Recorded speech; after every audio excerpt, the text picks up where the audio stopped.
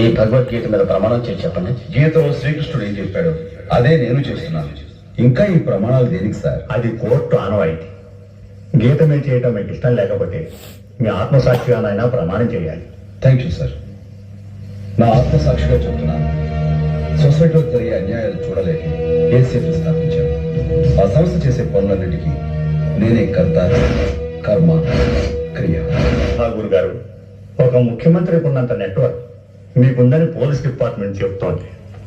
ఇంత మేతస్సు ఉండి అంతమంది ఫాలోయర్స్ ఉండి ఈ మార్గాన్ని ఎందుకు ఎంచుకున్నారు? కొన్ని సంవత్సరాల క్రితం పేరు మోసిన క్రిమినల్ లాయర్ శేషగిరిరావు మిమ్మల్ని జూనియర్ గా చేర్చుకోవడానికి 5,000 లంచం అడిగితే ఉన్న ఒక్క ఇల్లు అమ్మి లంచం ఇచ్చి కన్న కూతురి పెళ్లి చేయలేక కుమిలి చనిపోయారు మీ నాన్నగారు.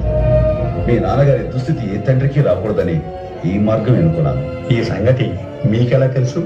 మీరే అన్నారు కదా సార్, ఈయనకి ముఖ్యమంత్రికి ఉన్నంత నెట్వర్క్ ఉందని. చూడండి మిస్టర్ రవీంద్రనాథ్ ఠాగూర్ గారు, ఆంధ్రప్రదేశ్ లో ఎవరి చరిత్ర ఏమిటో తెలుసుకోగలిగిన మీకు లంచం తీసుకోవడం కంటే మర్డర్ చేయడం పెద్ద నేరం అని తెలియదా? లంచాలు తీసుకోవడం మీ దృష్టిలో పెద్ద నేరం కాకపోవచ్చు సుబ్బారావు గారు.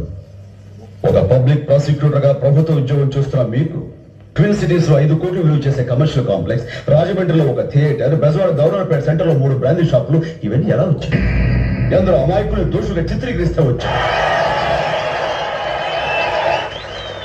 మీరు ఒక లాయర్తో మాట్లాడుతున్నారు. నేను మాట్లాడుతున్నది లాయర్తో కాదు, లంచగొండి.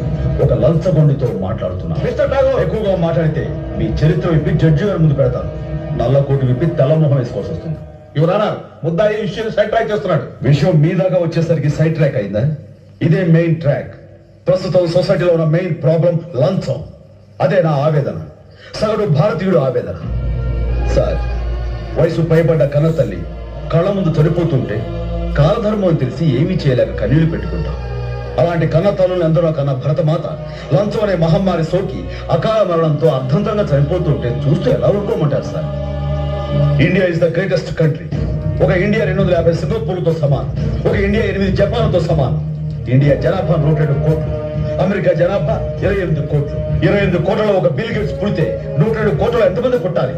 కానీ ఒక్కరు కూడా పుట్టలేదు. కారణం, మన దేశంలో సైంటిస్టులు చేసే ప్రయోగాలు వెలుగు చూడాలంటే లంచం. మేధావుల మేధస్సు మన దేశానికి ఉపయోగపడాలంటే లంచం. అందుకే సార్, భవిష్యత్ బిల్ గేట్స్ మన దేశం వదిలి పరాయి దేశాలకు వలస పోతున్నారు, అక్కడ రాణిస్తున్నారు. చెప్పులు కొట్టుకునే అబ్రహం లింకన్ అమెరికా అధ్యక్షుడు అయ్యాడు. మన దేశంలో అలాంటి అబ్రహం లింకన్లు ఇంకా చెప్పులు కుట్టడానికి లంచం, కరెంటు ఇవ్వడానికి లంచం, ఆ కరెంటు తీయకుండా ఉండడానికి లంచం, రేషన్ కార్డుకు లంచం, రేషన్